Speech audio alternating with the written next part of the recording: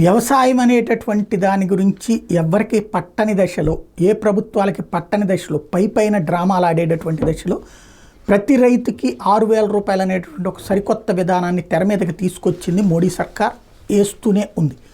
ఇప్పుడు ఈ కాన్సెప్ట్ మరొక అడుగు ముందుకు వేసి కొత్త అడుగులు వేస్తోంది. దేశంలో సుస్థిర వ్యవసాయానికి ప్రోత్సాహం, ఆహార భద్రత లక్ష్యంగా కేంద్ర ప్రభుత్వం అత్యంత కీలక నిర్ణయం తీసుకుంది. 1,00,000 కోట్లకు పైగా వ్యయంతో 2 వ్యవసాయ పథకాల అమలుకు ఆమోదం తెలిపింది. నిన్న క్యాబినెట్లో ఇందుకు నిర్ణయం తీసుకున్నారు. ఇందులో ప్రధానమంత్రి కృషి వికాస్ యోజన, అట్లాగే కృషోన్నతి యోజన వీటికి ఓకే చేసింది. దీంతో పాటుగా 18 పథకాలకు సంబంధించి కూడా ఓకే చేశారు. ఇందులో ఒకటేంటంటే వ్యవసాయం సమృద్ధికి నిర్దేశించి మొత్తం 1,01,321 కోట్లతో అమలు చేయబోతున్నారు. కేంద్ర ప్రభుత్వం ప్రతిపాదిత వ్యయం 69,088 కోట్లు అయితే రాష్ట్రాలు 32,232 కోట్లు. 57,074 కోట్ల ఆర్కేవీ కింద 44,246 కోట్లను కేవీ కింద కేటాయించబోతున్నారు. పాత 18 పథకాలను కలిపి కొత్త స్కీముల కింద రాష్ట్రాల ద్వారా అమలు చేయబోతున్నారు.